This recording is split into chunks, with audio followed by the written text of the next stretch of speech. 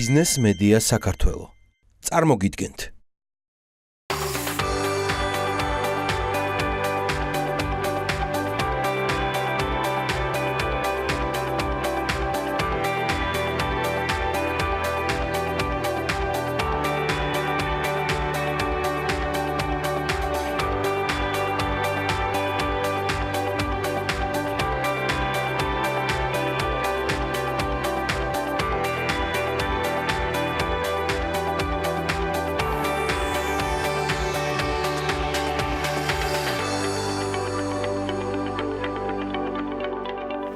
ქართული ტყუპიდების დუეტი სადებიუტო ალბომით შესაძლოა გრემის დაჯილდოების 2 კატეგორიის ნომინანტთა შორის მოხვდეს. საქართველოში პირველი ქართული ბოტი იურისტი ლოუ ბოტ შეიქმნა. სოფლიოში 264 მილიონი ბავშვი სკოლაში არ დადის. მონაცემებს გაერთიანებული ერების განათლების მეცნიერებისა და კულტურის ორგანიზაცია იუნესკო საკუთარ ანგარიშში აქვეყნებს.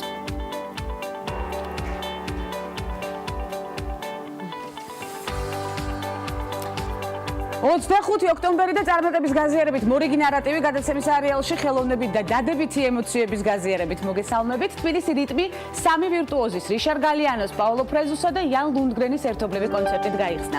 რუსთაველის თეატრის სცენაზე ქართველი მსმენელის წინაშე ჯაზური პროექტი წარადგინეს, რომელმაც დიდი აღფრთოვანება დაიმსახურა მუსიკალურ კრიტიკოსებს შორის. ჩვენ აუცილებლად დაუბრუნდებით ამ თემას არაჩვეულებრივი ხანგების ფონზე. ნახოთ გადაცემის ანონსი და მორიგი საინტერესო ინფორმაციით გიბრუნდებით.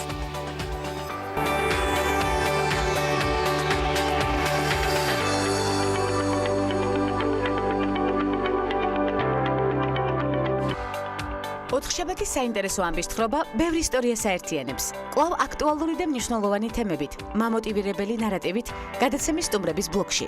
ნინო ზავრაშვილი, ექიმი ენდოკრინოლოგი და ხათუნა ხუნდაძე, კინოსტუდია ქართული ფილმის დირექტორი. ეს ქალების ნარატივია, ვანცალ აღიძესთან ერთად.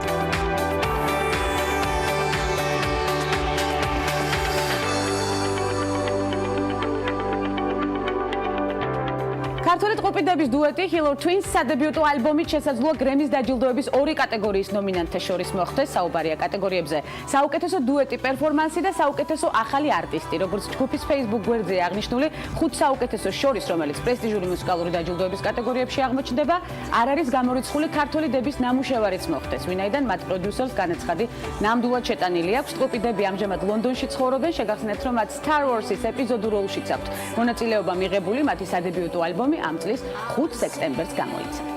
თბილისის მოდის კვირეულის ვოგი და ჰარპერ ბაზარი გააშუქებენ. თბილისის მოდის კვირეულის მე-16 სეზონი 27-დან 30 ოქტომბრის ჩათვლით გაიმართება. თბილისის მოდის კვირეულს გააშუქებს 20-ზე მეტი საერთაშორისო გამოცემა, მათ შორის როგორც უკვე აღნიშნე ვოგი, ჰარპერ ბაზარი, ელე, ჯანგლ მეგაზინი და სხვები. 4დღიანი პროგრამა აერთიანებს 20-ზე მეტ ღონისძიებას. ეკონომიკის სამინისტროს ინფორმაციით, მათი მოწვევით კვირეულს უცხოელი ბაიერებიც დაესწრებიან. მოდის კვირეულის სპონსორი გახლავთ თბილისი მოლი, ფესტივალის პარტნიორები არიან ტურიზმის ადმინისტრაცია და სახელმწიფო პროექტი Check-in Georgia. ფოტოგრაფების პირველი მსოფლიო გაერთიანების მაგნუმ ფოტოს პროგრამის ფოტოგრაფია და სოციალური სამართლიანობა გარეკანზე ქართველი ფოტოგრაფის თაკო რობაქიძის ფოტო მოხდა. თაკო რობაქიძემ აღნიშნული ფოტო პანკისის ხეობაში 2 წლის წინ გადაიღო, სადაც მან წელიწად ნახევარი გაატარა. მაგნუმი ყველაზე ცნობილი ფოტოგაერთიანებაა, ეს საოცრებად უნდა აღვნიშნოთ, რომელიც 70 წლის წინ პარიზში დაარსდა. გაერთიანების მთავარი იდეა ხელოვნების და ჟურნალისტიკის შერწყმა და მათი ნაშიერის ფოტოჟურნალისტიკის დაბადება გახდათ. მაგნუმელი ფოტოგრაფები დოკუმენტური ფოტოგრაფიის ერთ-ერთი ყველაზე მნიშვნელოვანი წარმომადგენლები არიან. საქართველოში დაბრუნდეთ. საქართველოში პირველი ქართული ბოტი იურისტი ლოუ ბოტ შეიქმნა. ინოვაციური ტექნოლოგია იურიდიული მომსახურების ფირმას CC Legal and Advisory-ს ეკუთვნის.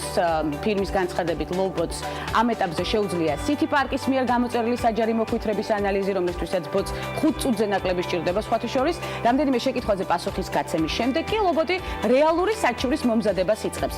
ამასთან მომხმარებლებს საშუალება აქვთ აირჩიონ და დაბეჭდონ საჩივარი თვითონ ან მიიღონ ის კომპანიის ოფისში.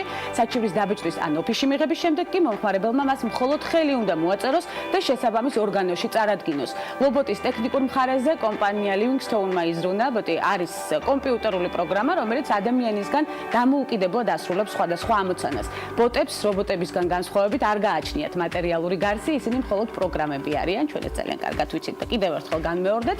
სამმა ქართულ უცხოურმა კოპროდუქციამ ევრიმაჟის დაფინანსება მოიპოვა. ინფორმაციას ამის შესახებ კოპროდუქციის ფონდის ოფიციალური ვებგვერდიდან ვიგებთ.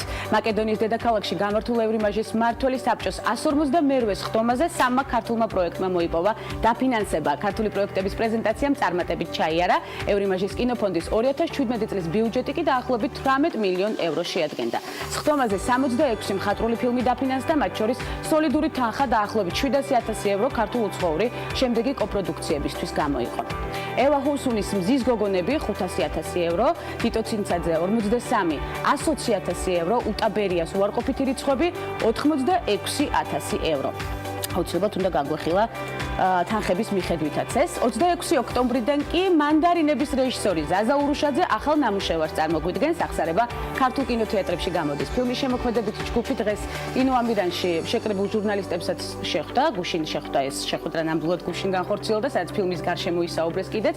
ფილმის დახურული ჩვენება მედიისთვის საღამოს გაიმართა და ახსარება ქართულ-ესტონური ნაწარმია გავიხსენოთ, მაგრამ უფრო მეტად ქართული. მანდარინების რეჟისორს ოსკარის ნომინაცია ქართული სახელმწიფოსგან გარკვეული ფულადი პრემია მოუტანა, რაც ახალი ფილმის გადასაღებად გამოიყენა კიდეც. ფილმი 41 დღეში გადაიღეს, სულ რაღაც 41 დღეში. ცხეთის ჯვრის მცირე ტაძარზე ქვის საკონსერვაციო სამუშაოები მიმდინარეობს, ამჟამად რესტავრატორები დასავლეთ ფასადზე მუშაობენ, რომელიც საკმაოდ დაზიანებული გახლავთ, როგორც სპეციალისტები აცხადებენ. უძველესი ქვის ჩამოშლის ერთ-ერთი მთავარი მიზეზი რთული კლიმატური პირობებია. ინფორმაციას ტევე პირველი ავრცელებს, გაწმენდითი სამუშაოები ჩამოშლილი ფხვიერი ქვის გამაგრება და ბზარების ინექციის მეშვეობით შევსება იტალიელი რესტავრატორის სტეფანო ვოლტას კონსულტაციებით მიმდინარეობს. რესტავრატორები ტაძრის გარე ფასადზე სამუშაოების დასრულებას წლის ბოლომდე ვარაუდობენ. მომავალი წლიდან კი კულტურული მემკვიდრეობის დაცვის სააგენტო იუნესკოს რეკომენდაციების გათვალისწინებით მცხეთის ჯვრის მთავარი ტაძრის სრულ რეაბილიტაციას გეკნავს. აუცილებლად დაველოდებით მოვლენების განვითარებას. სამედიცინო სფერო და ჯანსაღი ცხოვრების წესი ნარატივით ყოველთვის აქტუალური. სანდო და მისაბაძი მაგალითები კი გასაზიარებლად. რამდენიმე წამში პროფესიონალი და გემოვნებიანი ნარატივის ავტორი სტუბრების ბლოგში დაგველოდეთ.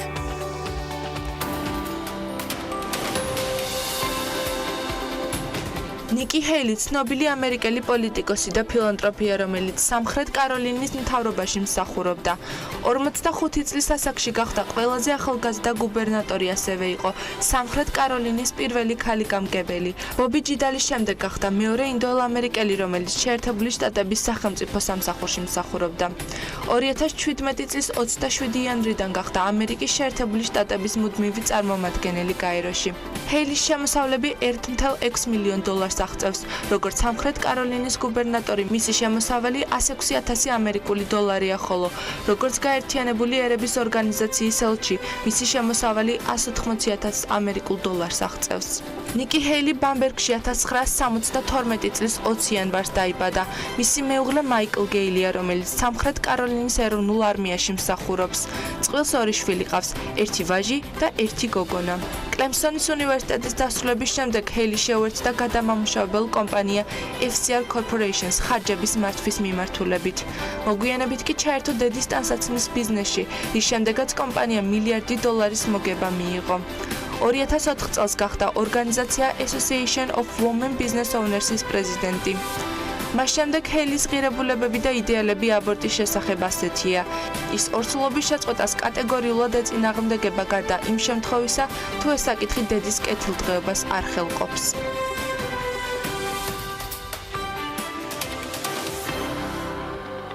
საერთაშორისო გამოცდილება და სამშობლოში რეალიზება. ბევრი კმაყოფილი პაციენტი და საქმის სიყვარული, რომელშიც წარმატება ბევრი შრომის შედეგად მოდის, ცხადია. ბევრი მნიშვნელოვანი ასოციაციის წევრობა და დაფუძნება, რომელიც საჭირო საკითხს ემსახურება, ჩამონათვალი ერთ-ერთი პროფესიონალი ექიმის გარშემო ერთიანდება და ნარატივით უფრო მეტის გაგება გახდება შესაძლებელი.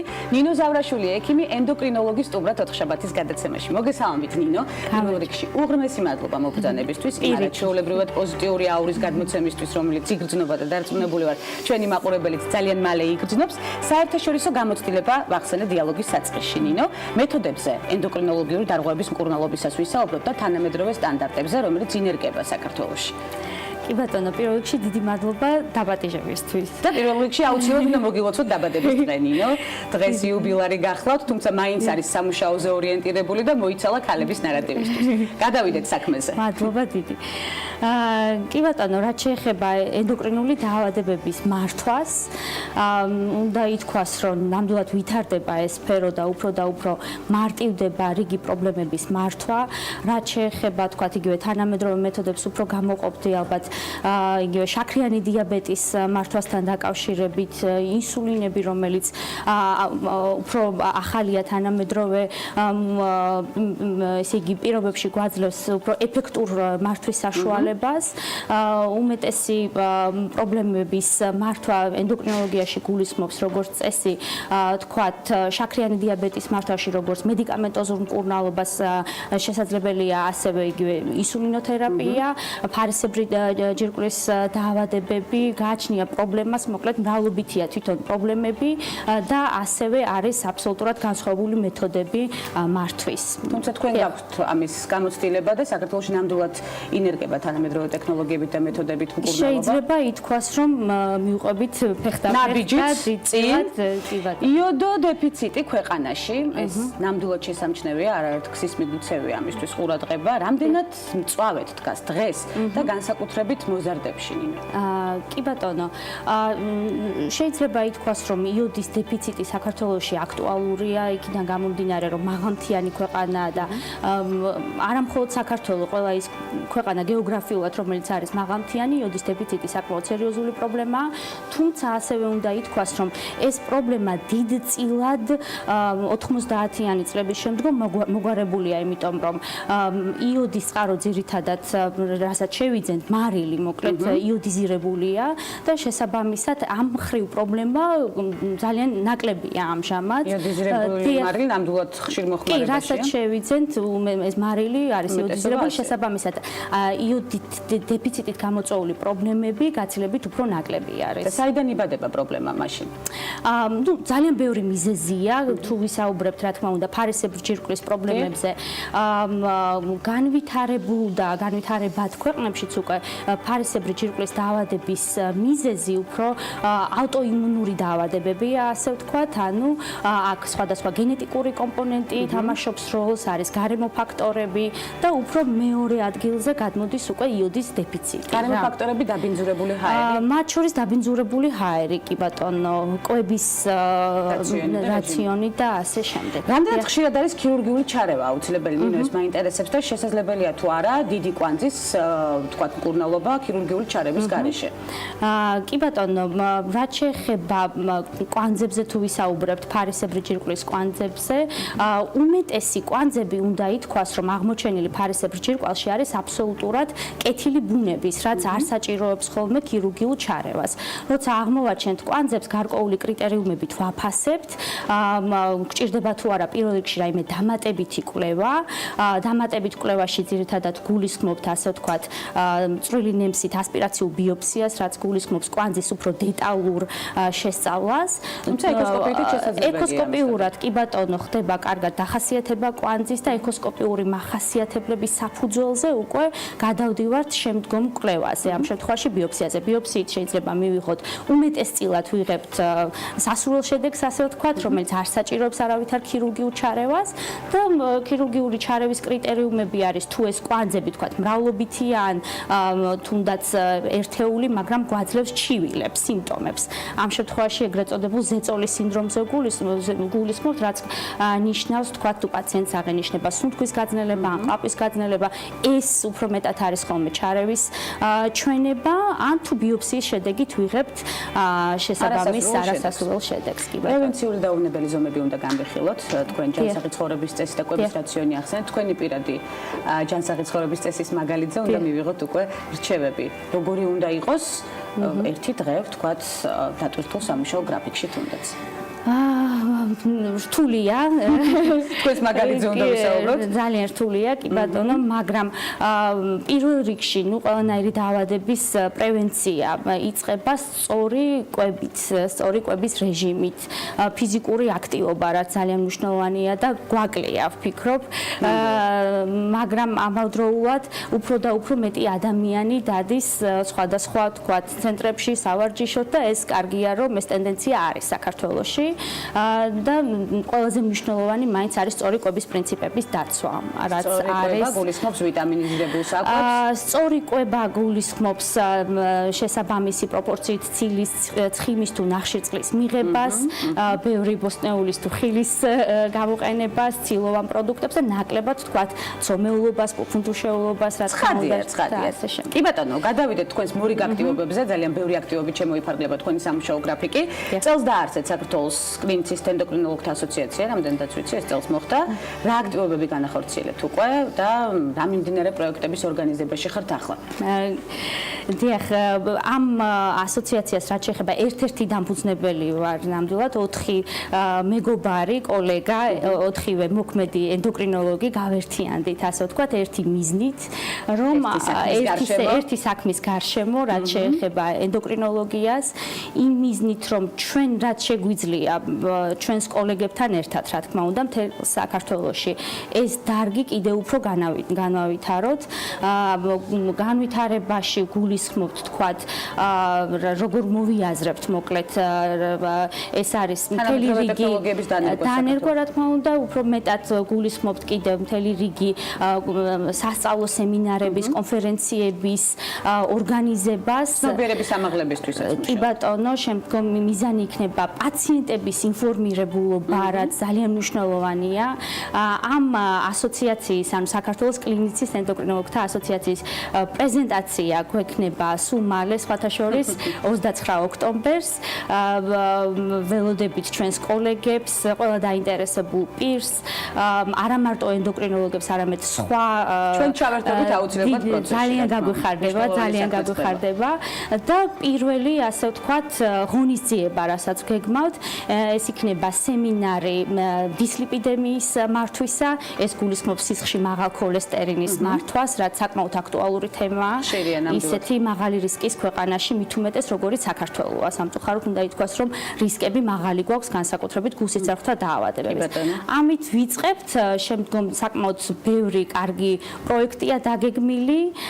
მომავალი წლისთვის უკვე ველოდებით მეიოს კლინიკის ენდოკრინოლოგებს საქართველოში, ისეთი თემებით, როგორიც გულისხმობს უფრო იშვიათ ენდოკრინული პრობლემების განხილვას, ეს არის ჰიპოფიზი, ანუ ნეიროენდოკრინოლოგია, თირკმელზე და ჯირკვალი, ძვლის და მინერალური მეტაბოლიზმის დაავადებები და ვფიქრობ, რომ კარგი საქმის გაკეთება შეიძლება ერთად. ნამდვილად საინტერესო მიმდინარე პროექტები ფიქსირდება თქვენ სამუშაო არეალში, ჩვენ აუცილებლად მოვიკითხავთ ნებისმიერ მათგანს, იმიტომ რომ ნამდვილად მნიშვნელოვანია ერისთვის, სახელმწიფოსთვის და ასე შემდეგ. რამდენიმე კლინიკაში მუშაობთ, ნინო, ესეც უნდა აღვნიშნოთ, ძალიან დატვირთული სამუშაო გრაფიკი გაქვთ.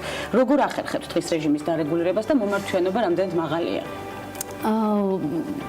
ნამდვილად დატვირთულია რეჟიმი, მომართვიანობა საკმაოდ დიდია, რაც ერთის მხრივ კარგია, თუმცა დატვირთულია, რა თქმა უნდა, მაგრამ შესაძლებელია გადანაწილება დროის მენეჯმენტს ვახერხებთ და კარგია, იმიტომ რომ პაციენტები ხვდებიან დროულად და მიმართავენ ექიმს, ეს ძალიან მნიშვნელოვანია, იმიტომ რომ მე ვფიქრობ, რომ თუნდაც რაც 10 წლის წინ იყო, ეხლა უფრო სხვანაირად არის, პაციენტებმა დაიწყეს, ადამიანებმა დაიწყეს უკვე არამხოლოდ პრობლემით ვიზიტი ექიმთან, არამედ თქვათ პროფილაქტიკური მიზნითაც შესაბამისად ვფიქრობ, რომ ეს კარგი არის. ექიმის პროფესია არის ძალიან რთული, ნინო, და მეთანხმებით, სამედიცინო სფერო ზოგადად ჩემთვის არის მიუღწეველი. ბავშვობიდან ვფიქრობდი, რომ ძალიან რთულია სწორედ სამედიცინო სფეროს გაყვა და მუდმივად გეჭიროს პულსზე ხელი, იმიტომ რომ მედიცინა ყოველდღიურად ვითარდება მსოფლიო მასშტაბით. თქვენ ამასაც ახერხებთ, სხვადასხვა კლინიკაში მუშაობთ, ასოციაციის წევრი ხართ, სხვადასხვა ასოციაციის, რომელიც დღეს არ ვახსენებ, თუმცა აუცილებლად ჩავშლით უკვე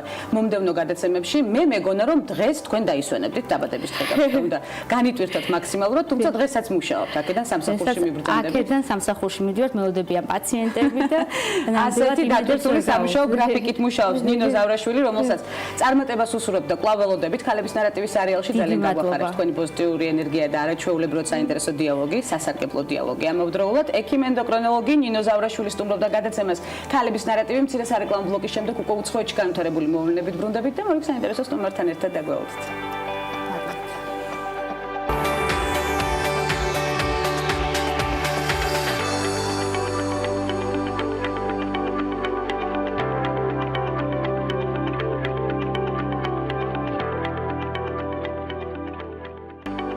რეკლამის შემდეგ უცხოეთში განვითარებული მოვლენებით ბრუნდებით. მსოფლიოში 264 მილიონი ბავშვი სკოლაში არ დადის. შესაბამისი მონაცემები გაერთიანებული ერების განათლების მეცნიერებისა და კულტურის ორგანიზაციამ იუნესკომ საკუთარ ანგარიშში გამოაქვეყნა. ორგანიზაციის ინფორმაციით 2010-2015 წლებში დაწყებითი კლასები მსოფლიოში ბავშვების 83%-მა დაამთავრა, საშუალო 79, მაღალი კი 45%-მა. ამასთან ანგარიში აღნიშნულია, რომ მსოფლიოს ქვეყნების მხოლოდ 17%-ში არის გათვალისწინებული ბავშვებისთვის სავალდებულო სკოლამდელი ერთწლიანი განათლება.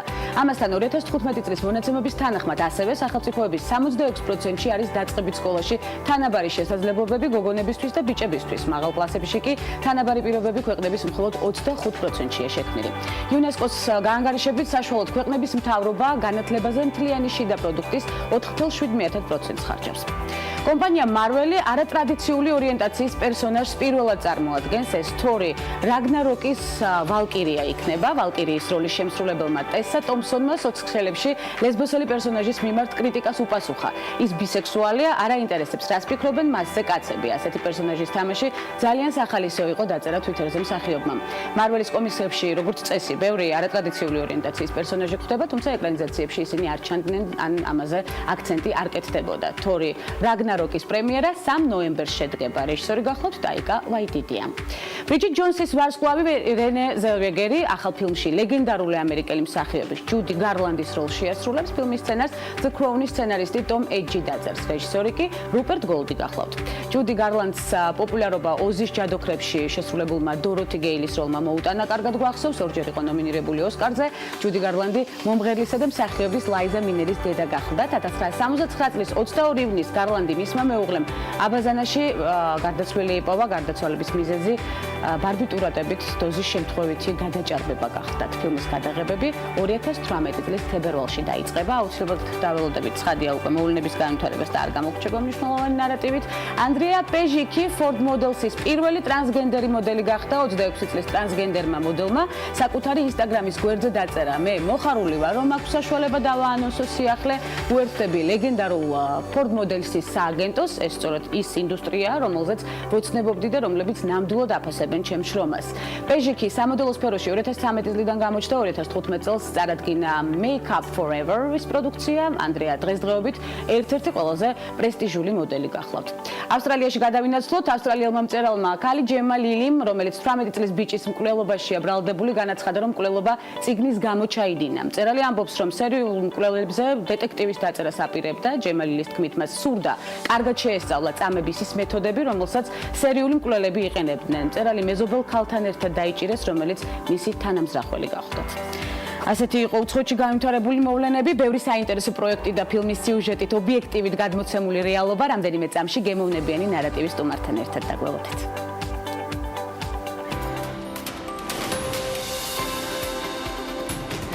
დენის კოუთსი 2.5 მილიარდი ამერიკული დოლარის შემოსავლით ქალების ნარატივში ერთვება. დაიბადა 1967 წელს დიდ ბრიტანეთში. სკოლაში სწავლის დროს კოუთსი მამის აზარტული თამაშების დაწესებულებაში მოლარედ მუშაობდა. სკოლის დამთავრების შემდეგ ბუღალტერი გახდა და მამის საქმეებს გაუძღვა. 2000 წელს დენისმა იყიდა დომეინი bet365.com და 15 მილიონიანი ბიზნეს სესხით 2001 წლის მარტში აამუშავა ონლაინ გემბლინგის დღესდღეობით ერთ-ერთი ყველაზე წარმატებული ვებგვერდი. bet365 ასევე ფლობს ინგლისური პრემიერ ლიგის საფეხბურთო კლუბ Stoke City-ს. დენისი Forbes-ის მილიარდერ ქალთა სიაში თავისთავად საპატიო ადგილსაც იკავებს. bet365 დაარსების დღიდან მალევე გახდა მსოფლიოს ერთ-ერთი უდიდესი ონლაინ სათამაშო კომპანია, რომლის ნახევარი წილიც დენის კოუთსის ძმას, ჯონ კოუთსს ეკუთვნის. 2012 წლის აგვისტოში დენისმა შექმნა ფონდი, რომლის მეშვეობითაც ქველმოქმედებას ეწევა. ის ეხმარება დუგლას მაკმილანის ჰოსპიტალს, ასევე ურიცხავს სტუდენტებს სტიპენდიას. ფონდმა ასევე დადო პირობა, რომ 230,000 ევროს წმინდა იოსების კოლეჯში გადარიცხავს. 2015 წლის მარტში მსოფლიოს უდიდესმა ონლაინ სათამაშო კომპანიამ განთავსებული ფსონებით 51.6 მილიარდ ამერიკულ დოლარს მიაღწია. კავკასია. პირველადი პროფესიული არჩევანი სამედიცინო სფერო, თუმცა მალევე მორიგი პროდუქტიული არჩევანი კულტურის განხრა აღმოჩნდა ის წლების განმავლობაში ეწეოდა ქართული კულტურის პოპულარიზაციას საქართველოს საზღვრებს გარეთ, გახდათ საქართველოს კულტურის მინისტრის მოადგილეც და საჯარო სამსახურთან ერთად სარეჟისორო ფაკულტეტზე სწავლას თეატრალურ უნივერსიტეტში განაგრძობდა. ერთად მოუყვეთ საინტერესო ამბავი. სტუმარი ხათუნა ხუნდაძე, კინოსტუდია ქართული ფილმის დირექტორი 4 შაბათის გადაცემაში. მოგესალმებით ხათუნა. ულამაზესი მადლობა მოგბრძანებისთვის. არაჩვეულებრივი რესპონდენტი ბრძანდებით, არაჩვეულებრივად საინტერესო ნარატივით, რომელსაც შევეცდები რომ მოვასწროთ დღევანდელი გადაცემის ფარგლებში, რომ მოუყვეთ მაყურებელს, იმიტომ რომ ნამდვილად შთამბეჭდავია და სამაგალითო ვიტყოდი ასე. მედიცინა და ხელოვნებაში როგორ აღმოჩნდით? დავიწყოთ აქედან და რატომ პედიატრია იყო თქვენი არჩევანი, როგორც ვიცი ხო? მოქანდაკე და კერამიკოსამდე. როგორ მოხდა ეს ხაზი მაინტერესებს? მოდით ესე ვიტყვი, რომ პედიატრია და მედიცინა არ იყო ჩემი არჩევანი. ეს იყო ოჯახის არჩევანი, რაც საქართველოში ხშირად ერევიან მშობლები შვილების პროფესიაში, განსაკუთრებით თუ ეს ოჯახური ტრადიცია და აი ესეთი ოჯახური სამედიცინო სფეროს. ნუ ეს მაშინ ისეთი თემა იყო და ბუნებრივია მიწევდა, თუმცა ძალიან მინდოდა რეჟისორობა. მოსკოვშიც კი წავედი, რომ მეცადა იქ რა ხდება, გამეგო ამბები, მოკლედ მთელი ჩემი შეგნებით ვიყავი მაინც სულ 4-მდე რეჟისორი და უნდა ვთქვა, რომ 39 წლამდე აი ამ სხვადასხვა პროფესიებში სიარულით და სწავლით ბოლოს მივედი მაინც და დავამთავრე თეატრალური ინსტიტუტი და ჩვენ ძალიან გაგვახარა ამ ფაქტმა და ამ გადაწყვეტილებამ. თქვენი სიყვარული ხელოვნების მიმართ მთელს თქვენს აქტივობებზე კარგად აისახება და იგრძნობა ახლაც. შტუტგარტში დაარსეთ არაპროფესიონალ ხელოვანთა, როგორც ვიცი, გალერეაც იყო ასეთი და როგორც უკვე აღნიშნე, ქართული კულტურის პოპულარიზაციას ეწეოდით უცხოეთში. როგორი იყო შედეგი და შეგრძნება სწორედ აი ამ სფეროში ასეთი აქტივობებისა? ნუ ეს არაჩვეულებრივი შეგრძნება, როცა გამოფენის მერე ვიღაც მოდის და გაწვდის ყვავილებს. ბუნებრივია ხო, ეს იგივეა, რაც მსახიობისთვის აპლოდისმენტი. საოცრად საინტერესო იყო ჩემთვის, იმიტომ რომ ხვდებოდი არა მარტო საინტერესო ხელოვანებს, არამედ საინტერესო ხალხს, ვინც იყვნენ აი ამ გამოფენების ზოგი მეცენატი, თვით სამეფო კარზეც კი გახდით და ერთ-ერთი გამოფენის მფარველი იყო მისი აღმატებულება დიანე ბურბონ დე ორლეანელი და მე იყო გერმანიაში ბადენ-ვიურტემბერგის ვიურტემბერგის ჰერცოგის მეუღლე. ანუ ძალიან საინტერესო ხალხთან მიწევდა ურთიერთობა და ყველა ამ ურთიერთობიდან ბუნებრივია მოგაქვს რაღაც პატარა ინფორმაცია, რაღაცა სწავლობ ელემენტალურად იმ მანერებს, რომელთაც ისინი ცხოვრობდნენ და ძალიან მრავალფეროვანი იყო ჩემთვის იქ. ქართულ ხელოვნებას როგორ ხვდებოდნენ უცხოეთში? ძალიან ბევრი საერთაშორისო პროექტი გაქვთ განხორციელებული. იცით რა, ძალიან საინტერესოა მათთვის, იმიტომ რომ ჯერ ესეთი მე 17 წელი ცხოვრობდი და დასაწყისში აბსოლუტურად ამოუცნობი ქვეყანა იყო საქართველოს მათთვის და ნელ-ნელა შედიოდა. თუმცა უნდა ვთქვა, რომ პოლიტიკურად უფრო ცნობილი იყო საქართველო ვიდრე ხელოვნებით. იმიტომ რომ როცა ვრეკავდი პრესასთან და ამ პრესკონფერენციები მქონდა, აბსოლუტურად ნულიდან ვიწყებდი იმ ჟურნალისტების, რომლებიც აშუქებდნენ კულტურას, ახსნას საქართველო სად არის, ვინ არის, რა არის და ასე შემდეგ. და ინტერესი იყო, რა თქმა უნდა, ძალიან დიდი. მე ვაკეთებდი სუხიშვილების კონცერტებს, 70-ზე მეტი კონცერტი მაგ გაკეთებული გერმანია, ბელგიაში და ეს იყო აბსოლუტური შოკი მათთვის, აი ამ ფენომენის აღმოჩენა და რა თქმა უნდა ძალიან დიდი ინტერესია და მე ესე ვიტყოდი რომ განმავლობაში გრძელდებოდა. კი, იყო ხალხი, ვინც რამდენიმე კონცერტზე მოდიოდა და ერთს ვიტყვი რომ ქართული ფოლკლორი ეს ჩვენი არის სავიზიტო ბარათი და მართლა ძალიან უცნაურია ეს საოცარ რეკლამას აკეთებს. სამკურნალო თვისებებიც აქვს აქვე გამოკვლევების შედეგად ჩვენს მუსიკას და ჩვენს ფოლკლორს. სარეჟისორო მიმართულებაზე უნდა გადავინაცვლოთ თქვენი საყვარელი პროფესია, რომლის გარეშეც ფაქტობრივად ცხოვრება არ შეგიძლიათ, ეს თავმაც შეიძლება ითქვას. ყოველთვის რაღაც გაკლიათ, როდესაც სწორედ ამ სამუშაო პროცესში არ ხართ ჩართული. აი ეხლა მაქვს ეგ ფაზა, იმიტომ რომ ძალიან ჩავჯექი ბიუროს სამსახურში და Excel-ის ფაილებში და ფაზა დიდხანი არ გაგრძელდება. და ვნახოთ, თუ რაღაც მოხდა, ისევ დავდგები კამერის უკან და ეს გაძლევს ძალიან დიდ ენერგიას და სასიცოცხლო ის არის რაღაც მოტივაცია და სტიმული. აუცილებელია ეს. კამერის უკანაც დადგებით და კამერის წინაც ქალების ნარატივის სერიალში დიდი აუცილებლად. მადლობა ამისთვის. სერიოზული კაცი. კი ბატონო, მოდით უცებ ვიტყვი. ძალიან გვიან ჩავაბარე სამედიცინოზე. 39 წლის ვიყავი. სხვათა შორის იმ წელს 2012-ში როცა ჩავაბარე, იმ წელს მოხდა რომ ჩამომიყვანეს კულტურის მინისტრის მოადგილედ და ფაქტიურად სწავლაზე უნდა მეთქვა უარი. ვთქვი უარი, ბუნებრივია, იმიტომ რომ იქ ვალდებულებები სხვა იყო და რაღაცა სტუდენტი მინისტრის მოადგილე ცოტა ცუდად ჟღერდა. მე ის ექსცესები ყოველთვის ცნობილია, რაც ხდებოდა ჩემს ირგვლივ და მომიწია პოსტის დატოვება და საერთაშორისო დეპარტამენტში გადავინაცვლე ასევე კულტურის სამინისტროში და ჩემდა საბედნიეროდ იმ წელს სწავლა იწყებოდა თებერვალში.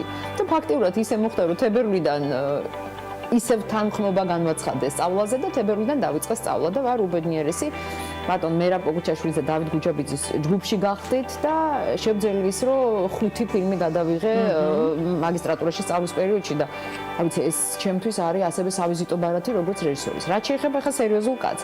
სერიოზული კაცი არის ფაქტიურად ავტოპორტრეტი, მაგრამ ის ულტრირება რომ მომეხდინა ამ ამბის რაც იქ ხდება და ზოგადად რაც არის ფილმში გაშერებული, კაცზე გადავიტანე ეს ყველაფერი და ზურაინგო როყვამ აი მართლა საოცრად შეასრულა და აი ძალიან დიდი მადლობა ამ ეთერიდან, იმიტომ რომ აბსოლუტურად უანგაროდ დამიდგა გვერდით და რობიკოს ტურუასთან რეპეტიციებს შორის გამორბოდა გადაღებაზე, მე უკან მირბოდა ტანზე გზაში იცვლიდა და მოვიკითხავ ზურას ძალიან დამიდგა გვერდით და ამისთვის დიდი მადლობა და მიხარია რომ დღეს მეგობრობთ და ასე ვართ. დიდი მადლობა იმ შედეგისთვის. ჩემზე გახლავთ ეს ფილმი და ჩემი მშობლები თამაშობენ ბოლოს. რა საინტერესო. აქტიურად მოხდა ისე რომ დედმამას პატარა ძეგლივით დაუდგი. დედმამას რეაქცია როგორი იყო ფილმში ჩართულობისას? ძალიან განიცდიდნენ, მაგრამ ვეუბნებოდი არაფერი საქმე არ გაქვს ტელევიზორის წინ უნდა იძინოთ, რასაც ისედაც აკეთებთ მეთქი და ერთი პატარა შეხვიძების მომენტი აქვს დედას და არა ჩვეულებრივად შეასრულა დედამ როლი. შესაძლებელია უკვე მომდევნო პროექტებშიც ვიხილოთ ალბათ ასეთი. ბატონო კი. პერფორმანსი. რეალობა რამდენად ასახულია თქვენს ნამუშევრებში? სადიბადება ინსპირაცია.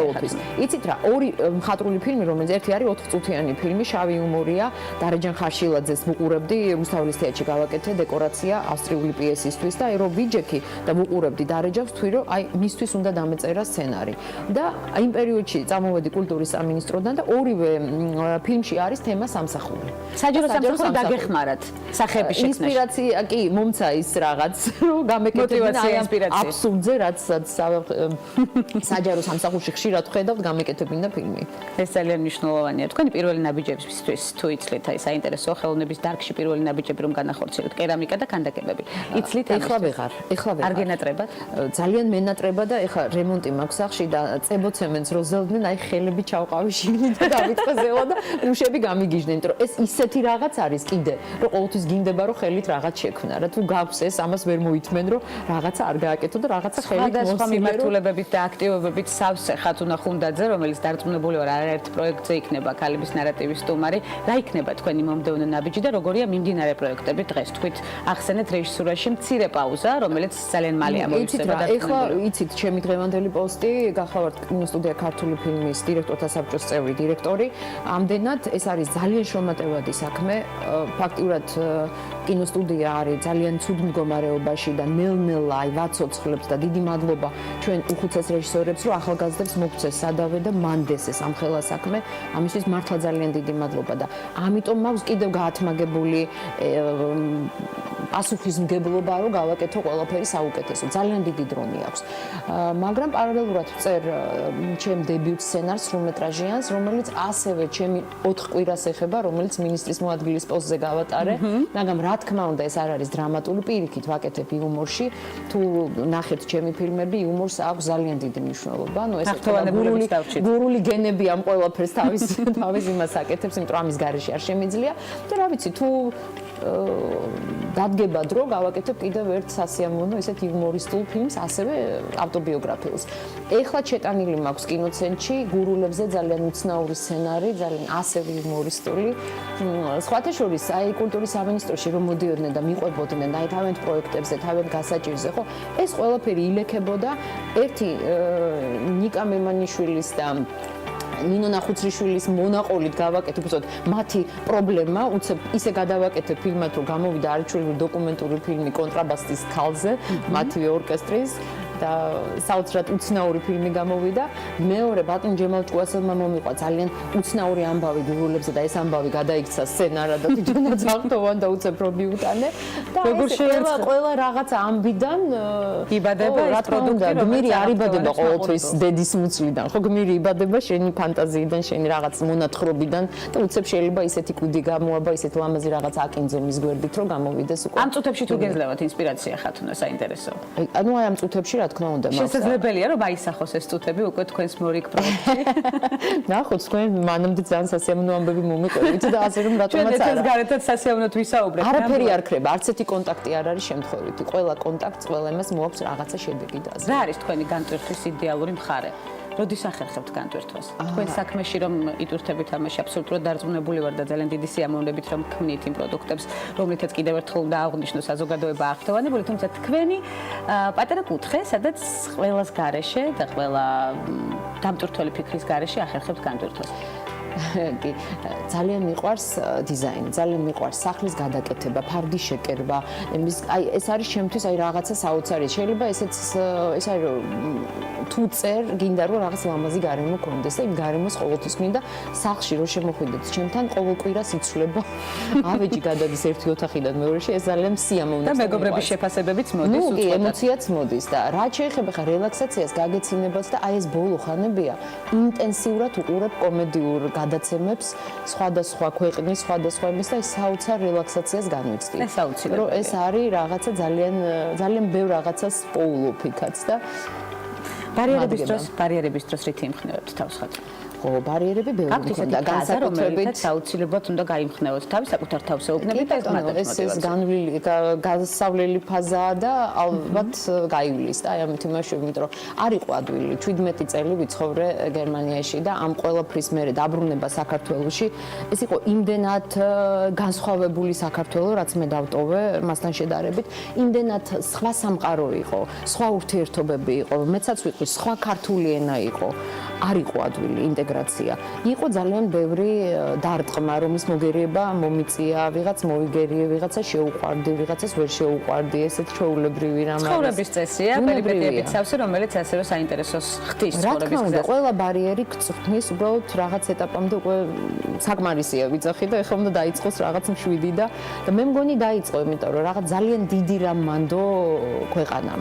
არ არის პატარა საქმე, ასეთი სახელოვანი კინოსტუდიის სათავეში ყოფნა, რა თქმა უნდა, ჩემ კოლეგებთან ერთად, იმიტომ რომ კიდევ გითხარით, დირექტორთა საბჭო მართავთ და ძალიან ღვაწლმოსილი რეჟისორების ბორდი გვყავს და რა ვიცი, ძალიან მიხარია, რომ სადაც ვარ, იქ ვარ ძალიან კარგად. სცენარის შემდეგ, წარმატებულად დაწერილი სცენარის შემდეგ, წიგნზე ხომ არ იფიქრებდით? წიგნზე ყოველთვის ვფიქრობ, ყოველთვის ვიწყებ რაღაცას და რაღაც ვჩერდები, იმიტომ რომ მაინც ვთვლი, რომ ჩემი სფერო უფრო ვიზუალური ხელოვნებაა და მაინც ეს ყველაფერი ჯობია რომ ვიზუალში გავაკეთო. და ვიზუალის აწყობა, კადრის აწყობა უფრო ადვილად მეძლება ვიდრე წინადადების. ამიტომ მე მგონი ჯობია რომ იქით დავწერ. მე ვფიქრობ ორივე მიმართულება ჯობია, აჯობებს რომ გავაკეთოთ და აუცილებლად მოვიკითხოთ ქალების ნარატივით, იმდენად საინტერესო პროფესიული გზა და არა მხოლოდ პროფესიული გზა გაქვთ განვლილი, რომ ეს აუცილებლად უნდა გადავცეთ მაყურებელსაც, მკითხველსაც, შესაბამისად არაერთ გზის იქნებით ჩვენი სტუმარი დარწმუნებული ვარ, თუ რა თქმა უნდა კომფორტულად იქცენით თავი. სამომავლო გეგმებზეც მოვიკითხავთ იმ შედეგებს, რომელიც უკვე დავსახეთ ქალების ნარატივის სტუდიაში, ველოდებით თქვენს მომავალ საინტერესო პროექტებს. ნამდვილად საინტერესო პროექტებს, რომელსაც ძალიან დიდი მაყურებელი ყავს, ძალიან ბევრი და რომელიც ელოდება თქვენს მორიგ აქტივობას. მადლობა მობრძანებისთვის, საინტერესო დიალოგისთვის. ხათუნა ხუნდაძე, კინოსტუდია ქართული ფილმის პირველი ქალი დირექტორი, დავარქმევდი ასე, რეჟისორი, მოქანდაკე, სხვადასხვა რეგალიის მფლობელი, რომელსაც კიდევ ერთხელ გვპირდებით, რომ მოახერხებთ და ჩავშლით ქალების ნარატივის სტუდიაში. ასეთი იყო დღევანდელი ნარატივი. ხვდებით ერთმანეთს ხვალ ხუთ შაბათს, ზუსტად 11 საათზე. რა თქმა უნდა, ტელე პირველის პირდაპირ ეთერში მორიგი აქტუალური თემებით.